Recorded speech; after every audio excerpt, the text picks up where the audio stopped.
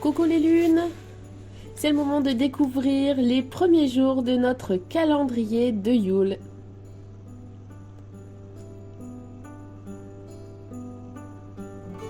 Alors je procède délicatement au déballage car vous allez voir, tout le calendrier va servir, même les emballages, ne jetez rien!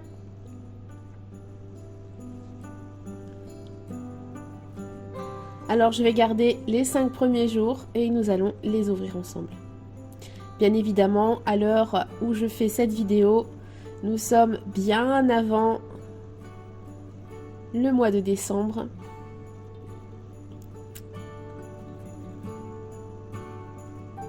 Et rien n'a encore été ouvert.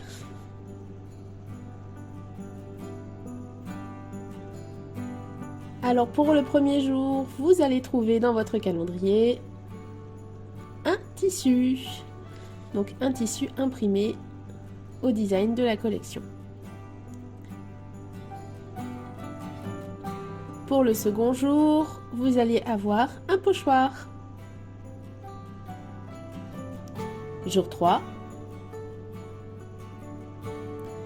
des papiers imprimés en craft et un calque. Donc tout ceci vous servira pour faire les pages de votre junk. Jour 4, un mot en PLA qui nous servira de titre. Et enfin, jour 5, des petits coins métalliques pour votre junk. On commence par le tuto. Alors c'est parti pour la couverture. Donc pour cela, vous aurez besoin de carton gris. Vous avez toutes les mesures à l'écran. Et je vais avoir également besoin du grand emballage en craft. Donc pour cela, je vais vider les autres jours et les mettre dans un petit panier. À vous de trouver un joli petit panier à la maison pour les ranger.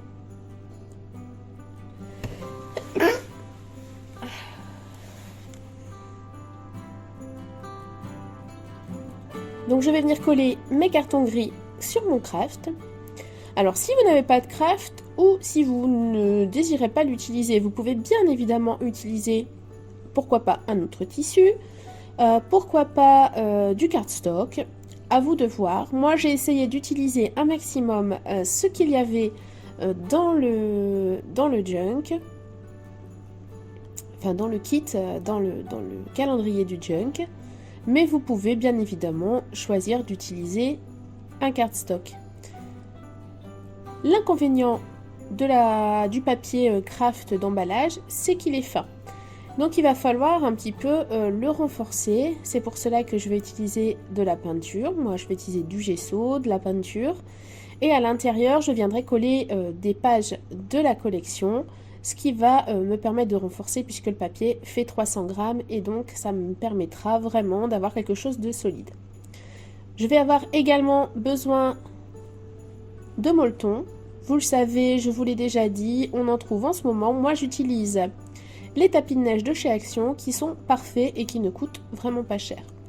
Et donc je vais utiliser ceci sur le dernier morceau de carton gris, le plus petit, et c'est ce carton que je vais recouvrir de tissu, ce qui va me permettre d'avoir un petit rappel en tissu qui va pas recouvrir l'intégralité de mon junk, mais voilà, qui va vous permettre d'avoir une jolie couverture un petit peu originale. Donc je recouvre de molleton, je découpe l'excédent.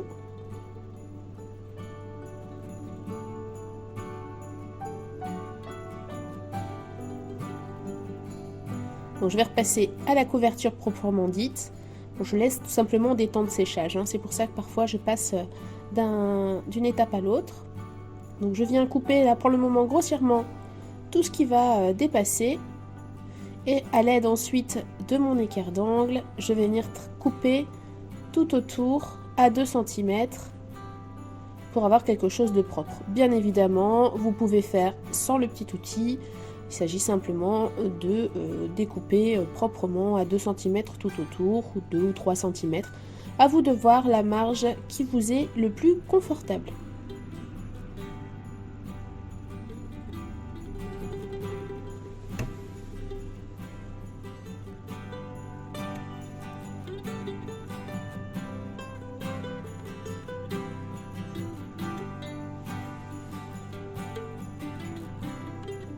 Mon cutter n'est plus très affûté et me fait quelques petites misères.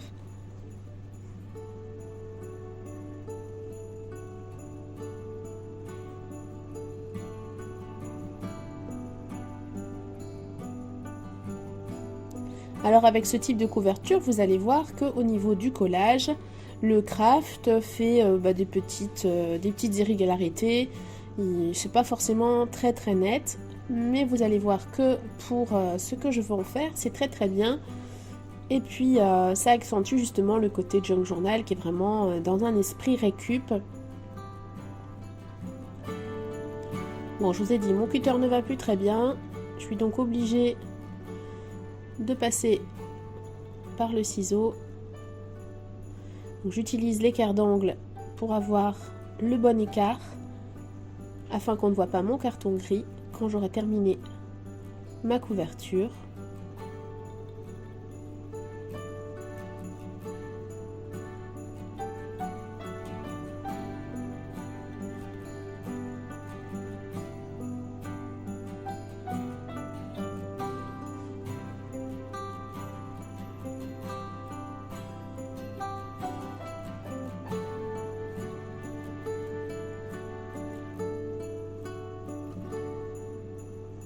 Je viens marquer les lignes de pli avec mon plioir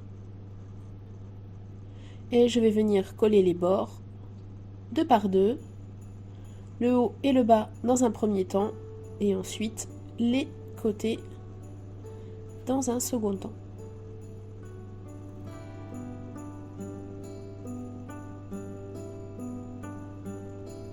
Je marque bien les plis. Donc c'est surtout au niveau de la reliure que ça peut fragiliser un petit peu notre junk. Mais comme je vous l'ai dit, je ne m'inquiète pas, vous allez voir par la suite qu'avec le papier collé à l'intérieur, il n'y a vraiment plus de soucis. J'ai essayé au maximum d'utiliser les produits du calendrier. Il vous faudra quand même d'autres éléments comme le carton gris. Si vous n'avez pas de carton gris, vous pouvez utiliser de la cartonnette de type boîte de céréales, mais il faudra la doubler pour que ce soit suffisamment solide. Vous aurez également besoin d'un petit peu de cardstock. Moi j'ai utilisé du cardstock beige de chez Action. Vous savez, les petits blocs à 3 couleurs, blanc, noir et craft.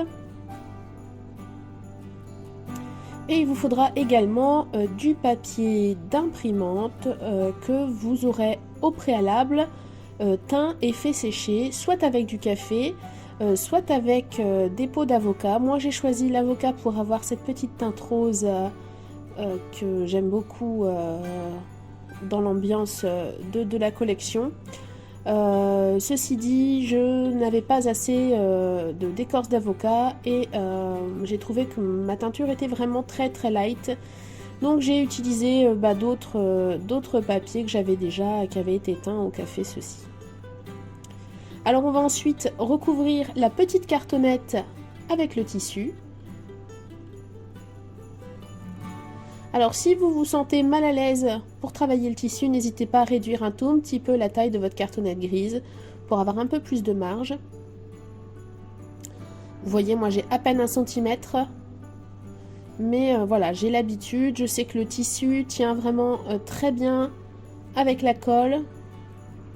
Comme il est vraiment, j'ai vraiment une toute petite marge, cette fois-ci je vais vraiment m'aider des pinces. Ce sera quand même beaucoup plus facile, beaucoup plus confortable.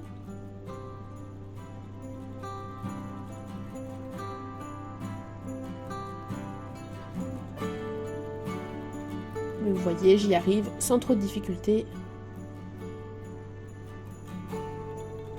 J'ai essayé de faire un tuto qui soit accessible à tous, qui soit pas trop compliqué. Et n'hésitez pas, si vous avez des questions, à me les laisser en commentaire et puis j'y répondrai du mieux que je peux. Alors là, je vais venir couper les petits carrés qu'il y a en trop avec le tissu pour m'éviter d'avoir de trop grosses surépaisseurs. Donc utilisez un ciseau qui coupe bien. Ce n'est plus le cas du mien.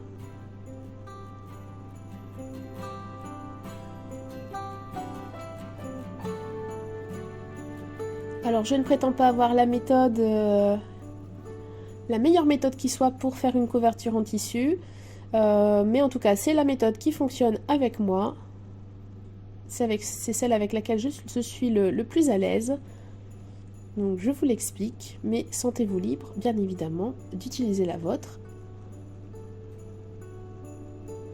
Alors moi je viens mettre un peu de colle sur les extrémités et je replie, un peu comme si je faisais un emballage cadeau, de façon à avoir quelque chose de net. Vous voyez, hein, selon les morceaux de tissu, je n'ai vraiment pas beaucoup de latitude parfois, mais vous allez voir que c'est suffisant, il n'y a pas de souci.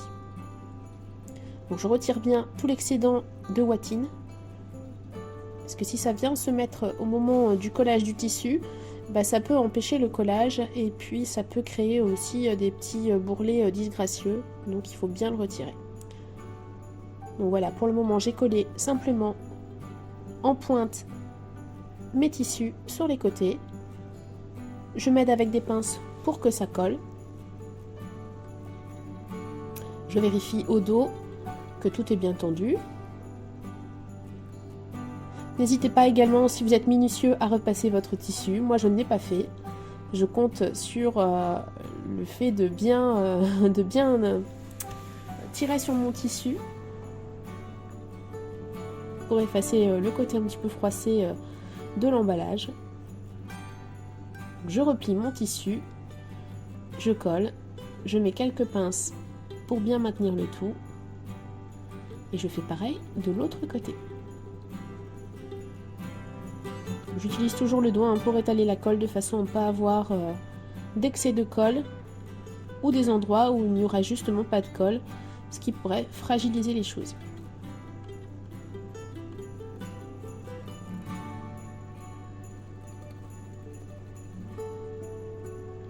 Donc voilà pour la petite pièce en tissu qui va venir se mettre sur la couverture. Alors je reprends ma couverture, vous voyez on voit toutes les traces de colle, hein, c'est vraiment un papier fin, c'est un bête papier d'emballage.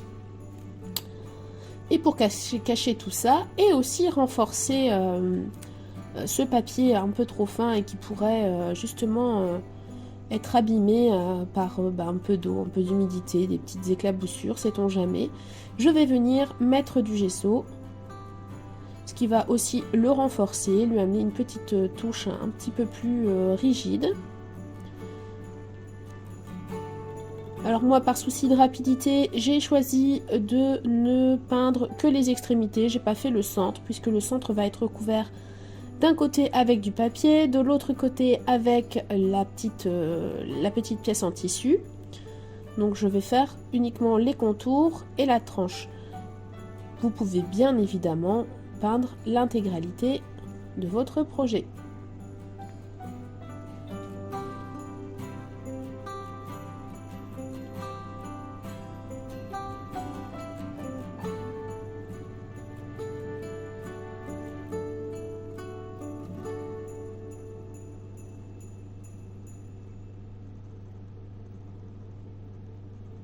Donc vous verrez qu'après séchage, votre couverture est déjà un peu plus rigide et un peu plus solide grâce au gesso. Je vais faire bien sûr l'intérieur, puisque le contour va être apparent dans mon junk, donc j'ai envie d'avoir quelque chose de joli. Donc je viens faire aussi l'intérieur au gesso. J'utilise le gesso très art, il est très épais, il sèche rapidement. Donc c'est parfait pour pouvoir continuer le projet sans devoir trop attendre.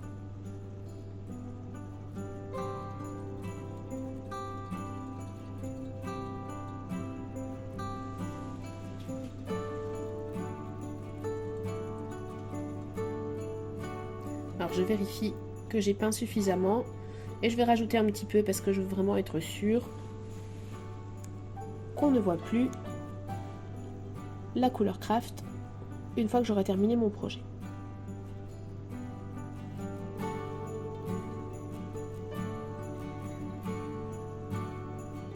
Une fois que j'ai peint en craft et que c'est sec, je vais recouvrir avec une peinture. Ici, moi j'ai choisi de la peinture rose. Je suis désolée, il y a eu un petit souci vidéo. Ceci dit, j'ai juste peint, hein, donc rien de bien compliqué. J'ai choisi la teinte rose de chez Martha Stewart. le rose taffetas, sentez-vous libre d'utiliser les peintures de votre choix. Donc ici c'est une peinture légèrement métallique, on pourrait très bien utiliser une simple peinture acrylique. Donc voilà pour la couverture. Bien évidemment, je viendrai coller mon petit carton recouvert de tissu par la suite. Et vous pourrez utiliser les coins, soit sur le carton recouvert de craft, soit sur la pièce en tissu, ce sera à vous de choisir. Eh bien, je vous donne rendez-vous pour la seconde partie du tuto dans quelques jours et j'espère que tout va bien se passer. À très vite!